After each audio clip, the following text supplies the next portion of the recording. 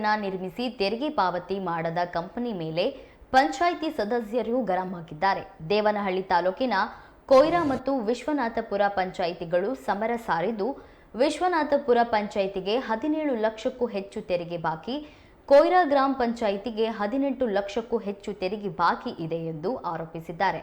ಇನ್ನು ಅನುಮತಿ ಪಡೆಯದೆ ಫಾಕ್ಸ್ಕಾನ್ ಕಂಪನಿ ಕಟ್ಟಡ ನಿರ್ಮಿಸಿದೆ ಎಂದು ಆರೋಪಿಸಲಾಗಿದೆ. ಹೀಗಾಗಿ ಪಂಚಾಯಿತಿ ಅಧ್ಯಕ್ಷರು, ಉಪಾಧ್ಯಕ್ಷರು, ಸದಸ್ಯರು, ಬಯಪಾಧ್ಯಕ್ಷರಿಂದ ಫಾಕ್ಸ್ಕಾನ್ ಕಂಪನಿ ವಿರುದ್ಧ ಗರಂ ಆಗಿದ್ದು, ಫೆಬ್ರವರಿ 7ರ ಒಳಗೆ ಟ್ಯಾಕ್ಸ್ ಕಟ್ಟುವಂತೆ ಫಾಕ್ಸ್ಕಾನ್ ಕಂಪನಿಗೆ ಗಡುವು ನೀಡಿದ್ದಾರೆ.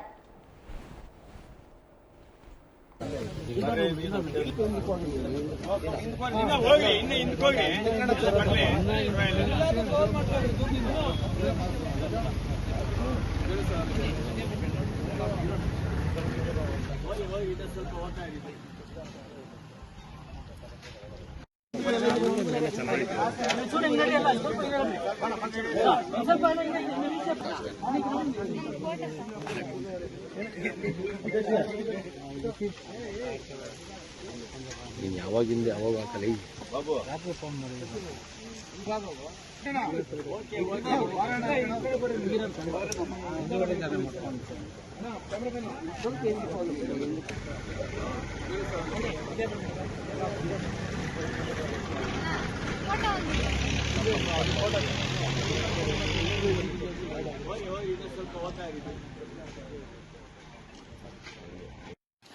ಮೊಬೈಲ್ ಆಗ ಮೊನ್ನೆ ಇದು ಗೊತ್ತಾಗಲ್ಲ. ನಾನು ಮಾಡಿದ್ರೆ ಫೋಟೋ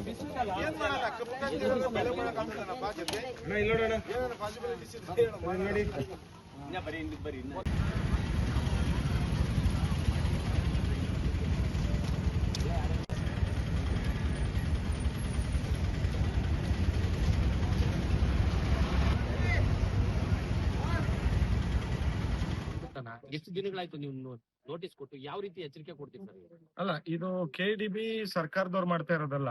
ಏನಂತಂದ್ರೆ ಇಲ್ಲಿ ಫಾಕ್ಸ್ಕಾನ್ ಅನ್ನೋ ಕಂಪನಿ ಈಗಾಗಲೇ 2 ವರ್ಷ 3 ವರ್ಷದಿಂದ ಕಾರ್ಯನಿರ್ವಹಿಸ್ತಾ ಇದೆ. ಅದಕ್ಕೆ KDB ಮತ್ತೆ ಸರ್ಕಾರ ನಮ್ಮ ರಾಜ್ಯಕ್ಕೆ ಅನುಕೂಲ ಆಗ್ಲಿ, ಟ್ಯಾಕ್ಸ್ ಬರುತ್ತೆ, ಸೊ ಅಭಿವೃದ್ಧಿ ಆಗುತ್ತೆ ಅನ್ನೋ ದೃಷ್ಟಿಯಿಂದ ಅವ್ರಿಗೆಲ್ಲಾ ರೀತಿಯಾದಂತ ಅನುಕೂಲಗಳು ಮಾಡಿದೆ. ಈ ಫಾಕ್ಸ್ಕಾನ್ ಅನ್ನೋ ಕಂಪನಿ ಏನಿವತ್ತು ಗ್ರಾಮ ಪಂಚಾಯಿತಿಗಳನ್ನ ಏನೀಗ ನಮ್ಮ ಕೊಯ್ರಾ ಗ್ರಾಮ ಪಂಚಾಯಿತಿ ಮತ್ತು ವಿಶ್ವನಾಥಪುರ ಗ್ರಾಮ ಪಂಚಾಯಿತಿ ವ್ಯಾಪ್ತಿಯಲ್ಲಿ ಕಾರ್ಯನಿರ್ವಹಿಸ್ತಿದೆ. ಈ ಗ್ರಾಮ ಪಂಚಾಯಿತಿಗಳನ್ನ ಸಂಪೂರ್ಣವಾಗಿ ನಿರ್ಲಕ್ಷ್ಯ ಮಾಡಿ ಕಾರ್ಯಪ್ರವೃತ್ತರಾಗಿದ್ದಾರೆ ಅವರು. ನಾವು ಇದ್ರ ಮುಖಾಂತರ ತಮ್ಮಗಳ ಮುಖಾಂತರ ಏನು ಅವ್ರಿಗೆ ಹೇಳಕ್ ಬಯಸ್ತೀವಿ ಅಂತಂದ್ರೆ, ಈಗ ನೀವು ಇದು ಕೂಡ್ಲೆ ನಮ್ಮ ಪಂಚಾಯಿತಿಗೆ ಕಟ್ಟಬೇಕಾಗಿರೋಂತ ಟ್ಯಾಕ್ಸ್ ಅನ್ನ ನೀವ್ ಏನಿದೆಯೋ ಅದನ್ನ ಕೂಡ್ಲೆ ಕಟ್ಟದೆ ಹೋದ್ರೆ, ಈಗ 7ನೇ ತಾರೀಕು ಜಪ್ತಿ ವಾರೆಂಟ್ ಕೊಟ್ಟಿದೀವಿ ನಾವು. ಈಗೇನ್ ನಮ್ಮ ಪಂಚಾಯತಿಯಿಂದ ಏನೇನ್ ಫಾರ್ಮಾಲಿಟೀಸ್ ಮಾಡ್ಬೇಕು 2 ಪಂಚಾಯತಿಗಳಿಂದ ಮಾಡಿದೀವಿ. ಒಂದು ಪಕ್ಷ ನೀವೇನಾದ್ರೂ ಅಷ್ಟರಲ್ಲಿ ಬಂದು ಪಂಚಾಯತಿಗೆ ನೀವೇನು ಪಾವತಿ ಮಾಡ್ಬೇಕು ಅದನ್ನ ಮಾಡದೆ ಹೋದ್ರೆ, ನಿಮ್ಮ ಕಂಪನಿ ಎದುರುಗಡೆನೆ ನಾವು ನಮ್ಮ ಪಂಚಾಯತಿ ಅಧ್ಯಕ್ಷರುಗಳು, ಸದಸ್ಯರುಗಳು ಮತ್ತು ಸ್ಥಳೀಯ ಮುಖಂಡರುಗಳು ಎಲ್ಲಾರು ಸೇರಿ ಅಲ್ಲಿ ಪ್ರತಿಭಟನೆ ಮಾಡ್ತೀವಿ ಅಂತ ತಮ್ಮ ಮುಖಾಂತರ ಹೇಳಕ್ ಇಷ್ಟಪಡ್ತೀವಿ. ಏನಂತಂದ್ರೆ, ಈಗ ಏನಕ್ಕೆ ನಾವು ಅವ್ರು ಡಿಮ್ಯಾಂಡ್ ಮಾಡ್ತೀವಿ ಅಂತಂದ್ರೆ, ಈ ಸ್ಥಳೀಯವಾಗಿ ಇಲ್ಲಿ ಯಾವುದೇ ಕಟ್ಟಡ ಕನ್ಸ್ಟ್ರಕ್ಷನ್ ಆಗ್ಲಿ ಅಥವಾ ಏನೇ ಕಾರ್ಯ ನಡೀತಿದ್ರು ಅದು ಸ್ಥಳೀಯವಾದಂತ ಪ್ರಾಧಿಕಾರಕ್ಕೆ ಅಥವಾ ಪಂಚಾಯತಿಗಳಿಗೆ ಅವರು ಟ್ಯಾಕ್ಸ್ ಪೇ ಮಾಡೋದು ಸಹಜವಾಗಿ ನಡ್ಕೊಂಡ್ ಬಂದಿರತಕ್ಕಂತ ಪ್ರಕ್ರಿಯೆ. ಈಗ ಸರ್ಕಾರದಿಂದ ಅವ್ರೆಲ್ಲಾ ಅನುಮತಿಗಳು ಪಡ್ಕೊಂಡಿದ್ದಾರೆ, KDB ಇಂದ ಎಲ್ಲಾ ಅನುಮತಿಗಳು ಪಡ್ಕೊಂಡಿದ್ದಾರೆ, ನಮ್ದೇನ್ ತಕರಾರಿಲ್ಲ. ಬಟ್ ಆ ಕಂಪನಿ ಬಂದಿರೋದ್ರಿಂದ ಒಂದ್ 50,000 ಜನ ಈಗ ಕೆಲಸ ಮಾಡ್ತಿದ್ದಾರೆ. ಆ 50,000 ಜನ ಈ 2 ಪಂಚಾಯತಿಗಳಲ್ಲಿ ಜನಸಂಖ್ಯೆ ಜಾಸ್ತಿ ಆಗಿದೆ. ಸೊ ಜಾಸ್ತಿ ಆಗಿರೋದ್ರಿಂದ ಅವ್ರಿಗೆ ಮೂಲಭೂತ ಸೌಕರ್ಯಗಳು ಕೊಡ್ಬೇಕು ಅಂತಂದ್ರೆ ನಮ್ಗೆ ಸಂಪನ್ಮೂಲ ಬೇಕಿಲ್ಲಿ. ಸೊ ನಮ್ಮ ಪಂಚಾಯತಿಯಲ್ಲಿ ಇರ್ತಕ್ಕಂಥ ಸಂಪನ್ಮೂಲ ಸಾಕಾಗ್ತಿಲ್ಲ. ಸೊ ಅವ್ರು ಕಟ್ಟಬೇಕಾಗಿರೋ ಟ್ಯಾಕ್ಸ್ ಅನ್ನ ಪಾವತಿ ಮಾಡಿದ್ರೆ ಪಂಚಾಯತಿಗಳು ಸುಭಿಕ್ಷವಾಗಿರ್ತದೆ, ಎಲ್ಲಾ ಅಭಿವೃದ್ಧಿ ಕೆಲಸಗಳಿಗೂ ಅನುಕೂಲವಾಗಿರ್ತದೆ.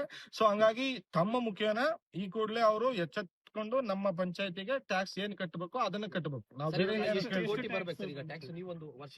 ಈಗ ಅದು ನಿಮ್ಗೆ ಪತ್ರಿಕಾ ಪ್ರಕಟಣೆಯಲ್ಲಿ ಕೊಡ್ತೀವಿ ನಾವು. ಅದ್ರದ್ದು ಸಂಪೂರ್ಣ ಮಾಹಿತಿ ಅವ್ರಿಗೆ ಕೊಟ್ಟಿರ್ತಕ್ಕಂತ ನೋಟಿಸ್ ಆಗ್ಬೋದು, ಸೊ ಅವ್ರಿಗೆ ಏನು ಏನೇನ್ ಬ್ಯಾಲೆನ್ಸ್ ಬರ್ಬೇಕು ಅನ್ನೋದು ಪೂರ್ತಿ ಕೊಟ್ಟಿದೆ, ಅದನ್ನ ನಾವು ಕೊಡ್ತೀವಿ. ಈಗಾಗಲೇ ನಮ್ಮ ಪಂಚಾಯತಿಗೆ ಒಂದು 5 ಕೋಟಿ ರೂಪಾಯಿ ಟ್ಯಾಕ್ಸ್ ಕಟ್ಟಬೇಕಾಗ್ತದೆ.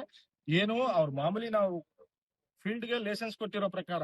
ಇನ್ನು ಅವರು ಈಗ 2 ವರ್ಷದಿಂದ ಸುಮಾರು ಕಟ್ಟಡಗಳನ್ನ ಕಟ್ಟಿದ್ದಾರೆ, ಇಲ್ಲಿವರೆಗೂ ಯಾವ್ದು ಅಸೆಸ್ ಮಾಡಿಲ್ಲ. ಅದನ್ನ ಅದು ಹೋಗಿ ಅಸೆಸ್ ಮಾಡಿದ್ರೆ ಇನ್ನು ಹೆಚ್ಚಿಗೆ ಟ್ಯಾಕ್ಸ್ ಅನ್ನ ಕಟ್ಟಬೇಕಾಗ್ತದೆ. ಸೊ ಅದೇನಿದೆ ನೆಕ್ಸ್ಟ್ ನಾವು ಕಾನೂನು ರೀತಿ ಏನ್ ಮಾಡ್ಬೇಕು ಅದನ್ನ ಮಾಡ್ತೀವಿ.